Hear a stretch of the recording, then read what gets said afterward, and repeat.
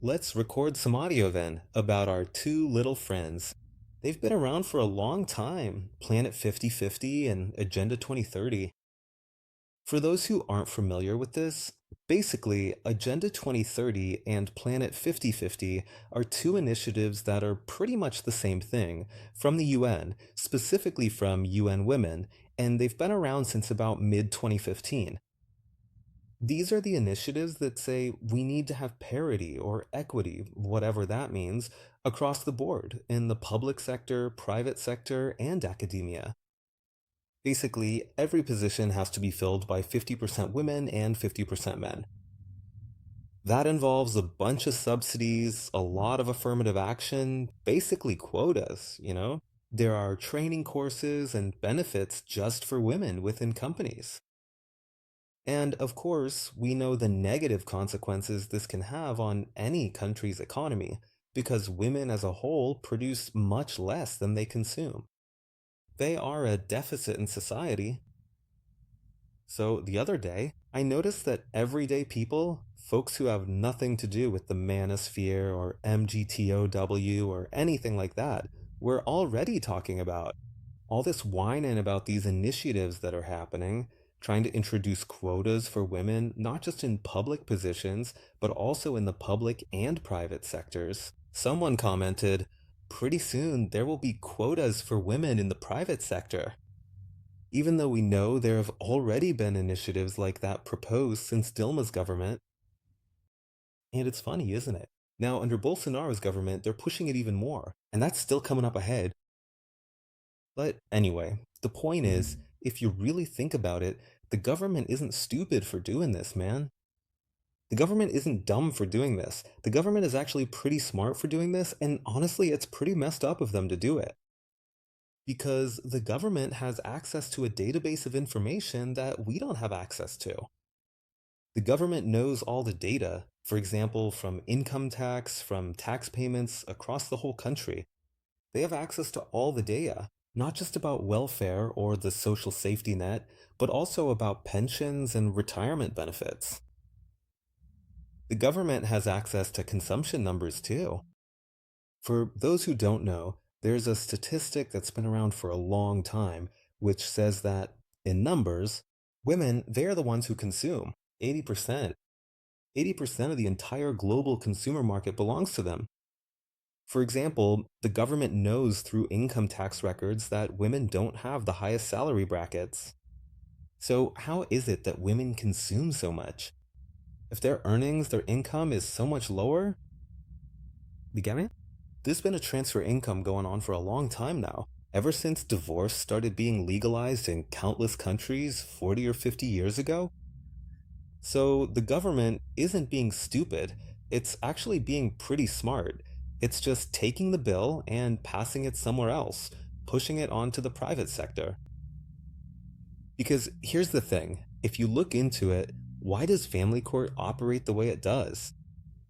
Family court wasn't created to deliver justice. It wasn't created to protect the interests of children because we know a child is much better off with both a father and a mother at home. Not just by giving sole custody to the woman and letting her monopolize the child, and on top of that, using the child as a hostage to extract resources from the man. Family court operates exactly the way it's supposed to operate, just the way the government wants it to operate. Because let's be real, if you have a bunch of men after a separation, losing their homes, having to move back in with their parents, or even ending up homeless, or at risk of being arrested because they can't pay child support, nobody's gonna care. Society is gonna completely ignore it. But now, if you start having women at risk of being arrested because they can't pay child support, or losing their homes and having to move back in with their parents, or at risk of becoming homeless, then that's going to be, oh my God, a catastrophe. The moment they start reporting on this, the president will have to make a statement, and governors will have to speak out, and the Minister of Human Rights, whether it's a man or a woman, will have to step in. And the government knows it will have to do something about it because society won't tolerate it. The way men are treated in society is completely different from how women are treated. In fact, if you look at both the left and the right, How do they measure how prosperous, advanced, or civilized a society is? They use as a metric how well women are treated in that society. That's why they always say, but the guys from such and such country, the Muslims, I don't know, they treat women badly, we treat them better, and so on. So the government knows that if women start experiencing hardship, going through the same difficulties that men currently face, society will demand that the government take care of these women, and we all know what that take care is going to look like. More welfare programs, like, for example, this elderly allowance, which came about in recent years and basically says the following: an elderly person in a family, regardless of whether they've had children or not, can simply choose any relative, could be an uncle, a cousin, a sibling, whoever, and demand that this person pay them alimony. And we know that when it comes time to enforce a law like this, they'll only apply it when the beneficiary is a woman. When it's a man, they'll just ignore it. It's the same thing with family court. Because basically, the government just wants to wash its hands of the problem and dump it on someone else. So the government puts the burden on ex husbands. Because let's be real, the government's two main goals are the following: to guarantee the maximum privilege and benefits for the government's privileged classes. We all know who those classes are: politicians, federal employees, high ranking public officials, advisors, people in appointed positions, and so on. So it's about ensuring a life of nobility, an extremely privileged life for these people. And at the same time, to maintain its power, the government gives the bare minimum, just enough welfare or handouts to the general population to stay in power. That's why, when you look at the numbers, for example, Bolsa Familia or continued benefit payments, the numbers are much lower than, say, what you see with judiciary employees and so on. It's the high ranking public servants. Now, if we look at Social Security, we can see that's not exactly the case.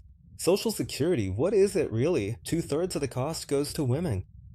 But here's the thing: just like in family court, where the government takes from men, from ex husbands, to give to women, in Social Security, the government takes advantage of the fact that men have a lower life expectancy. Because they work more, they deal with more stress in their lives than women, who are protected. And so, in the Social Security system, obviously, the government is taking more from men and giving more to women. You get it? So, that's how it works. So let's go. We already know that society doesn't care at all about men in need. But when there's a woman in need in society, even if, let's say, the woman chose to become a single mother, or the woman wanted to get a divorce over something trivial, or she just never got married, never had kids, ended up single and left behind. It doesn't matter. If there's a woman in need in society, that society is going to be looked down on, and everyone, all those sheep who just follow along, will want the government to do something about it. And the government doesn't want to have to do something about it. I mean, the government will do something, but they'll just pass the bill on to someone else. So let's go. Here's the thing: up until around 2000, 2010, women were still getting married, still having kids. It was only in 2010 that we started seeing women having fewer than two children each. So, up until then, 2000, 2010, the government was in the clear because no matter what happened, women were still getting married, still having kids. So, they could just pass the bill for these divorced women, for women who might end up in need at some point in their lives, onto the men. And that's exactly what the government did. That's why it was pointless for people to gather men's rights movements and try to organize petitions and protests, and all that other crap didn't do a damn thing. It didn't help at all. Family court, it's working exactly as intended, which is to make sure women don't end up in need so that the government doesn't have to support them. Just to dump the expenses on the ex husband, it doesn't even matter if it hurts the family, if it hurts the ex husband, or if it hurts the kids. The important thing is that the woman doesn't end up in need, so the government doesn't have to reach into its own pocket to support them. But then a new problem came up around 2010 when women started staying single for good. In other words, not getting married and not having kids, or even worse, they started becoming the initiators. They just started getting pregnant by some guy without even being married. And then we know that, for example, in this case, okay, child support comes into play for the kid, but then there's no division of assets, which is a much bigger and juicier stake than child support. Let's be real. The hit that, for example, a boomer or a Gen X guy took in a divorce was way bigger than the hit a Gen Y or maybe even a Gen Z guy is taking just by becoming the father of an illegitimate child with a single mom. Because, on one hand, for boomers and Gen X, there was the division of assets, which was a much bigger blow, along with alimony, but now it's just child support. So now we have a type of woman who isn't getting married anymore, so she doesn't have access to the division of assets, you know? Or they're not having kids, so they won't even get child support, or they're having kids and only getting child support, which isn't all that much. It's not what it used to be, and women are feeling that. So that's why between 2010 and 2015, people started floating these little ideas like, no, we need quotas for women. In the public sector, there has to be a quota for women. In the private sector, there has to be a quota for women in academic institutions because the idea is to guarantee in every possible way that we basically create a reserved market for them, a job safety net. Because the government knows that these women aren't getting married anymore, they're not having kids anymore, whether it's because they don't want to or because men have finally learned and aren't offering that to them anymore. The point is, if these women from Generation Y and Generation Z start to struggle, the government is going to have to reach into its own pocket because there won't be any more ties left. Let's say, for example, a woman who simply became a mother, she's going to have that connection with the guy who got her pregnant, or with the guys who got her pregnant. If she was really promiscuous and ended up getting pregnant by two or three different guys, then the government knows it can send in a court officer, a lawyer, a judge from the 4th district just to collect child support from the guy and make sure the woman gets it. But child support only lasts for a while. It eventually ends. And then isn't there also that reserve from the division of assets? And women are career focused now, so there's no longer that loophole to just get alimony because you're an ex wife. In fact, back during the Temer administration, they cut that out. They also greatly reduced alimony for ex wives who were homemakers. Even though now they're also trying to push that idea through in some way. In divorce cases, there's already precedent that if during the marriage or civil union the woman stopped working, she can claim during the separation that she sacrificed her career for the man, the family, and the kids, and then the guy will have to compensate her in some way. But understand that if you take into account, for example, women's salaries in the fields they work in, even so, that hit in the divorce, the alimony that eventually ends because the child is too old to receive it, it's not even a child anymore, it's an adult. And if you look at it, the equivalent of the wealth a woman would generate by working, if she hadn't, in quotes, given up her job because of her family, husband, and kids, even then, the total amount is still less than what women had access to before, back in the boomer or Generation X days, when there was division of assets. Because when it comes to dividing assets, you have property there that the man is acquiring over the course of the marriage or stable union, and we have to take into account that men choose fields that are more stressful, that require more effort, and that pay more. So, what a guy is able to acquire in terms of assets over the course of his life is much greater than what a woman would acquire. It's no coincidence that we also have the issue of women paying less in taxes, and if you look at it, their equivalent retirement from Social Security is lower because they produce less. They produce less and they consume more.